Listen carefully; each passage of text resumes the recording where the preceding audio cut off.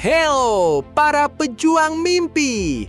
Aku Zero, the Wolf of Inspiration. Serigala yang tidak menggigit kecuali kemalasan. Au!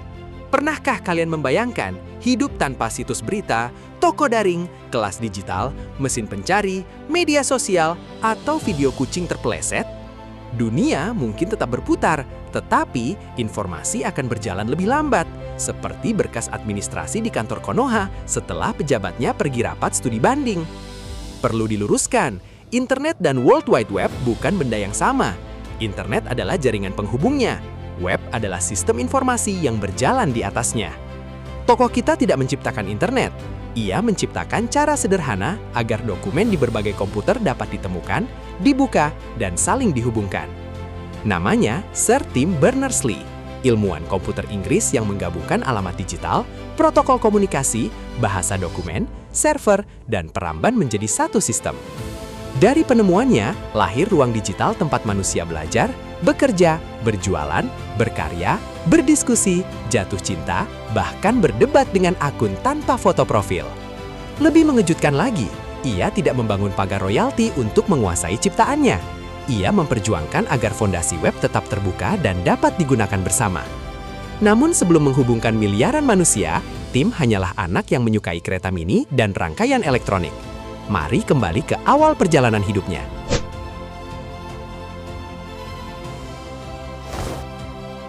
Timothy John Berners-Lee lahir di London pada 8 Juni 1955 ketika komputer masih sebesar lemari dan belum dapat dimasukkan ke dalam saku. Kedua orang tuanya, Conway Berners-Lee dan Mary Lee Woods, bertemu ketika bekerja pada Ferranti Mark I, salah satu komputer komersial generasi paling awal. Jadi, ketika sebagian keluarga membicarakan cuaca saat makan, keluarga Berners-Lee dapat membahas matematika, logika, mesin, dan kemungkinan masa depan komputer. Tim kecil menyukai kereta api. Ia membongkar dan mengatur rangkaian elektronik untuk mengendalikan kereta model di kamar tidurnya. Dari permainan itu, ia belajar bahwa banyak bagian berbeda dapat bekerja bersama selama memiliki aturan, hubungan, dan jalur komunikasi yang jelas. Kelak, prinsip sederhana tersebut menjadi napas web. Komputer boleh berbeda, sistem boleh berbeda, tetapi informasi harus tetap dapat saling terhubung. Tim kemudian mempelajari fisika di Queen's College, University of Oxford, dan lulus pada 1976 dengan gelar kehormatan kelas pertama. Di Oxford, ia membangun komputer sendiri menggunakan solder, gerbang logika, prosesor Motorola M6800, serta televisi bekas sebagai layar. Cihui, kreatif sebelum unboxing. Tetapi, memiliki komputer rakitan belum menjadikannya penemu dunia. Seusai kuliah, ia masih harus melewati pekerjaan biasa, eksperimen kecil, dan jalan panjang menuju CERN.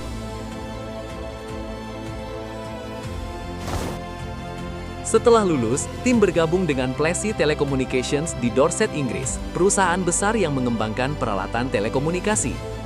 Ia mengerjakan sistem transaksi terdistribusi, pengiriman pesan, dan teknologi kode batang, pengalaman yang memperkenalkannya pada komputer yang harus bekerja melalui jaringan. Pada 1978, ia pindah ke Degenes dan menulis perangkat lunak penyusunan teks untuk mesin cetak pintar serta sistem operasi multitugas. Pekerjaan itu terdengar teknis, tetapi pelajarannya sederhana. Informasi harus disusun, dibaca mesin, dipindahkan, dan ditampilkan kepada manusia secara efisien. Tahun 1980, Tim memperoleh pekerjaan konsultasi selama 6 bulan di CERN, Laboratorium Fisika Partikel Besar di dekat Jenewa, Swiss. CERN dipenuhi ilmuwan dari banyak negara. Mereka datang membawa komputer, perangkat lunak, dokumen, dan kebiasaan kerja yang berbeda-beda. Untuk memahami hubungan antar manusia, proyek, program, dan perangkat di sana, Tim membuat aplikasi pribadi bernama Enquire. Enquire memungkinkan catatan dihubungkan dengan catatan lain. Program itu tidak dipublikasikan, tetapi menjadi nenek moyang konseptual World Wide Web. Kadang penemuan besar tidak dimulai dengan ledakan. Ia dimulai dari seseorang yang lelah mencari informasi berserakan. Nah, kekacauan CERN baru saja memanggilnya kembali.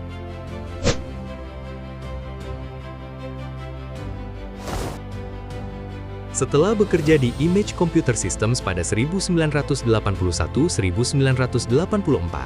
Tim kembali ke CERN sebagai fellow untuk menangani sistem pengambilan data dan kendali ilmiah. Di sana, ribuan peneliti bekerja bergantian.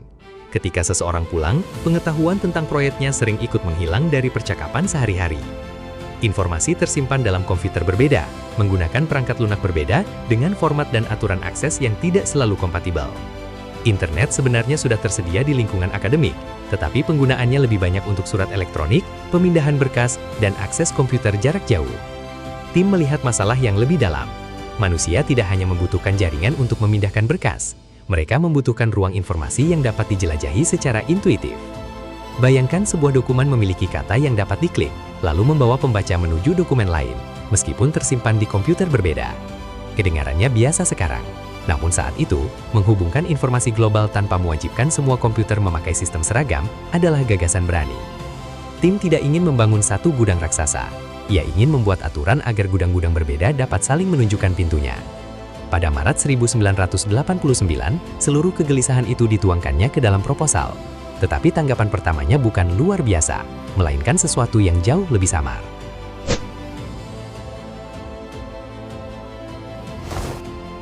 Proposal itu berjudul Information Management, a Proposal, dan menjelaskan sistem hypertext berbasis internet untuk menghubungkan informasi di CERN.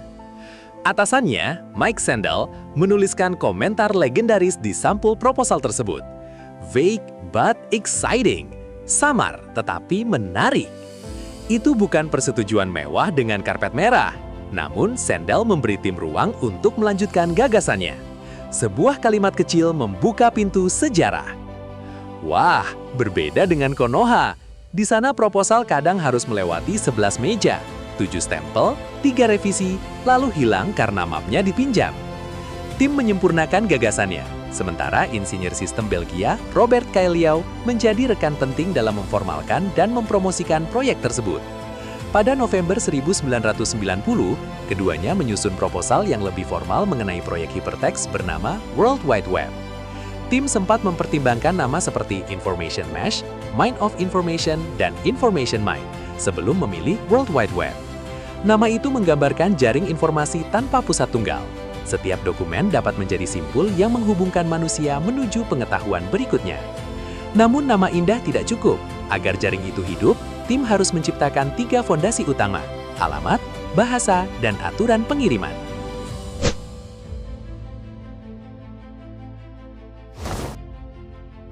Fondasi pertama adalah URI.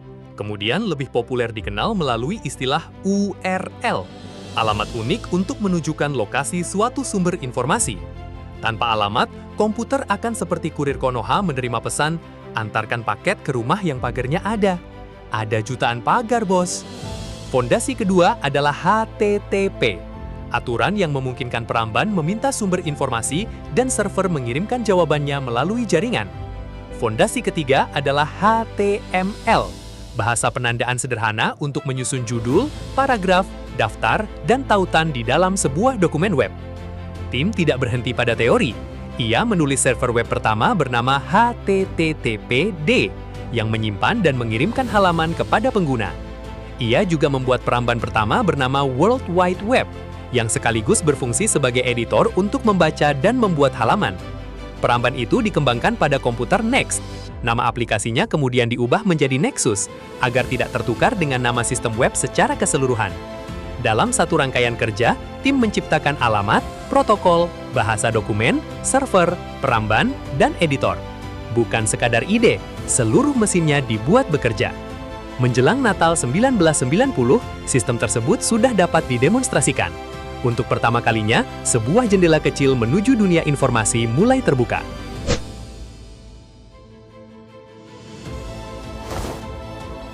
Situs web pertama ditempatkan pada komputer NeXT milik tim di CERN dan dapat diakses melalui alamat info.cern.ch. Isinya bukan video joget, promo pinjaman, atau pejabat membagikan bantuan sambil dikelilingi kamera.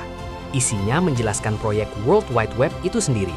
Halaman tersebut menerangkan cara memperoleh peramban, membuat server, menulis halaman, dan memahami prinsip dasar sistem baru tersebut.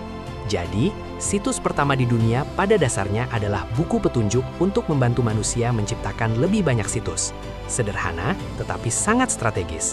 Masalah berikutnya, peramban awal tim hanya berjalan pada komputer NeXT yang tidak dimiliki semua orang. Mahasiswi teknis CERN bernama Nicola Pellow kemudian mengembangkan Line Mode Browser, peramban berbasis teks yang dapat digunakan pada lebih banyak jenis komputer.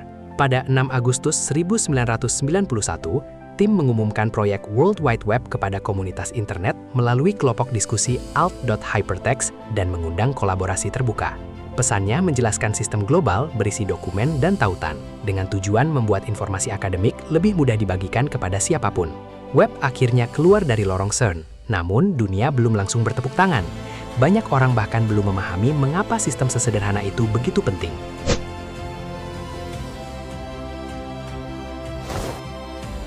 Salah satu fakta mengejutkan, gagasan web tidak langsung dianggap revolusioner oleh komunitas hypertext yang telah lebih dahulu mengembangkan sistem serupa. Makalah tim untuk konferensi Hypertext 1991 ditolak. Desain web dinilai terlalu sederhana dan tidak menjamin hubungan dua arah antar tautan. Justru kesederhanaan itulah kekuatannya. Seseorang dapat membuat tautan menuju halaman lain tanpa meminta izin pemilik halaman tujuan. Web tidak menunggu seluruh dunia menyepakati satu perangkat komputer, perusahaan, atau sistem operasi. Ia tumbuh melalui aturan terbuka yang ringan. Pada November 1992, tercatat sekitar 26 server web yang cukup andal. Jumlahnya kecil, tetapi benihnya telah menyebar keluar CERN. Awal 1993, MCSA merilis peramban Mosaic dengan tampilan grafis yang lebih ramah, dan kemudian tersedia untuk komputer Windows serta Macintosh. Mosaic membantu masyarakat umum melihat teks dan gambar melalui antarmuka yang lebih mudah. Web mulai meninggalkan lingkungan ilmuwan dan memasuki rumah serta bisnis. Menjelang akhir 1993, terdapat lebih dari 500 server web. Web sudah menyumbang sekitar 1% lalu lintas internet, angka besar untuk teknologi baru. Namun, satu keputusan pada 30 April 1993 menjadi bahan bakar terpentingnya. Tanpa keputusan itu, web mungkin berubah menjadi taman digital berbayar.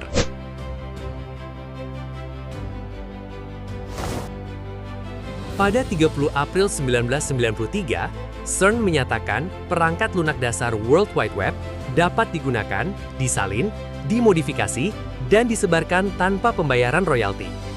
Keputusan tersebut meliputi peramban line mode, server dasar, dan pustaka kode yang menjadi fondasi perangkat lunak web awal.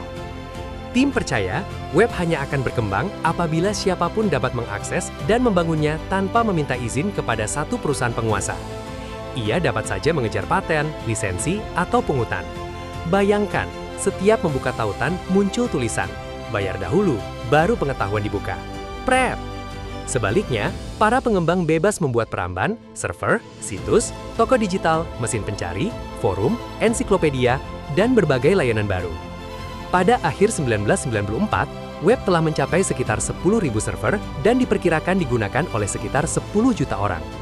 Pertumbuhan cepat juga membawa risiko. Perusahaan dapat menciptakan teknologi tertutup yang memecah web menjadi wilayah-wilayah yang tidak kompatibel. Karena itu, pada Oktober 1994, tim mendirikan World Wide Web Consortium atau W3C di MIT untuk mengembangkan standar web yang terbuka dan dapat bekerja bersama. Ia tidak hanya menemukan web, ia menjadi penjaganya, memastikan jalan digital tetap dapat dilalui banyak pihak bukan dikuasai satu gerbang tol.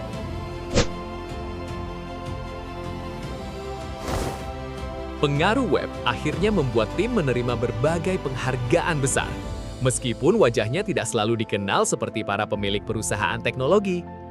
Pada 1995, ia menjadi penerima bersama ACM Software System Award atas sistem World Wide Web yang telah mengubah cara manusia mengelola informasi. Tahun 1999, majalah Time memasukkannya dalam daftar tokoh dan pemikir paling berpengaruh pada abad ke-20. Ia menjadi Fellow of the Royal Society pada 2001, menerima Japan Prize pada 2002, serta Millennium Technology Prize pada 2004. Ratu Elizabeth II menganugerahinya gelar kebangsawanan pada 2004 atas jasanya terhadap perkembangan global internet dan web. Pada 2007, ia diangkat menjadi anggota Order of Merit, penghormatan terbatas bagi individu dengan pencapaian luar biasa dalam ilmu, seni, dan pelayanan publik. Dalam pembukaan Olimpiade London 2012, tim tampil di hadapan dunia dan mengirim pesan sederhana dari komputer. This is for everyone. Tahun 2013, ia menerima Queen Elizabeth Prize for Engineering. Penghargaan AM Turing 2016 kemudian diberikan kepadanya dengan hadiah $1 juta. Namun setelah memperoleh dolar, medali, dan pengakuan tertinggi, tim tidak berhenti. Ia justru melihat ciptaannya menghadapi masalah yang semakin besar. Web membawa pengetahuan dan peluang, tetapi juga melahirkan pengawasan, manipulasi, disinformasi, pelecehan, konsentrasi kekuasaan, serta perdagangan data pribadi. Banyak layanan modern menyimpan identitas dan data pengguna dalam gudang tertutup. Manusia memperoleh kemudahan, tetapi sering kehilangan kendali. Tim kemudian memimpin penelitian mengenai desentralisasi dan membantu mengembangkan Solid, platform terbuka yang dirancang agar pengguna lebih berkuasa atas datanya. Melalui perusahaan Intrap, yang ia dirikan bersama dan tempatnya menjabat sebagai CTO, gagasan Solid dikembangkan menuju penggunaan nyata. Tujuannya bukan menghancurkan web, melainkan mengembalikannya kepada prinsip awal, terbuka, saling terhubung, dapat dipercaya, dan memberdayakan manusia. Sejak 2023, tim menjadi Emeritus Director W3C dan anggota kehormatan Dewan Organisasi tersebut. Ia juga berstatus Profesor Emeritus di MIT dan Oxford. Kisahnya membuktikan bahwa penemuan terbesar tidak selalu lahir dari keinginan menguasai pasar. Kadang ia lahir dari keinginan menyelesaikan kekacauan informasi. Maka para pejuang mimpi, jangan menunggu laboratorium sempurna. Tim memulai dari televisi bekas, rasa ingin tahu, proposal samar, dan keberanian berbagi. Subscribe Insporia by Z7, menghidupkan inspirasi dari penjuru dunia. Aku Zero, the Wolf of Inspiration. Duar! Inspirasi menyama, episode tamat, cihuy, pre!